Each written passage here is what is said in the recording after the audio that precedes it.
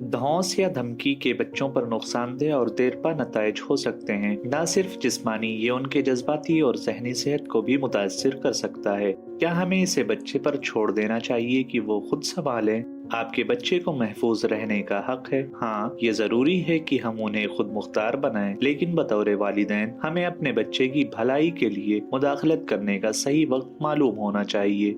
आप अपने बच्चे की मदद कैसे कर सकते हैं? एक, अपने बच्चे को धौंस के बारे में तालीम दें। अगर आपका बच्चा पहले से जानता है कि धौंस दरअसल क्या है, तो वो उसे ज्यादा आसानी से पहचान सकेगा। जानना ही पहला कदम है।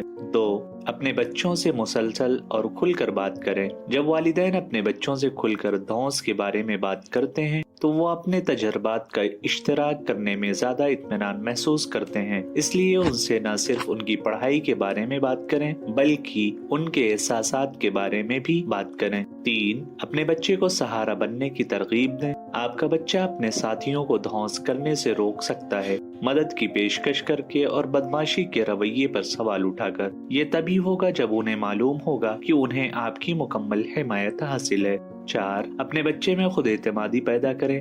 अपने बच्चे को कम्युनिटी के अंदर सरगर्मी की कुछ क्लासों में दाखिल करवाएं। उससे उनकी खुद एतमादी में इजाफा होता है। इसके अलावा उनके दोस्तों का एक ग्रुप भी होगा जिसकी दिलचस्पी एक जैसी होगी। पाँच, एक अच्छा रोल मॉडल बने। हमेशा दूसरे बच्चों और बड़ों के साथ हुस्ने सुलूक से पेश आएं, और जब किसी और के साथ बुरा सुलूक हो रहा हो तो उसकी हिमायत में बात करें, क्योंकि आपके बच्चे आपके रवैये से ही सीखते हैं। 6, उनके ऑनलाइन तजर्बे का हिस्सा बने। टेक्नोलॉजी वही है जिसे हर बच्चा इन दिनों इस्तेमाल कर रहा है। उन तमाम प्लेटफॉर्म से वाकिफ होना शुरू करें जो आपका बच्चा इस्तेमाल करता है। अपने बच्चों को समझे और खबरदार करें कि वो मजीद किन खतरात का सामना कर सकते हैं। उन्हें धौंस के बारे में तालीम देना पहला कदम है। तो आइए हम सब मिलकर अहद करें कि हम पहले से तालीम दें और अपने बच्चे को इस धौंस की दुनिया से बचाएं। मुझे उम्मीद है कि इस वीडियो ने मदद की होगी। बराए करम हमारे चैनल मेडविगी को लाइक, शेयर और सब्सक्राइब करें।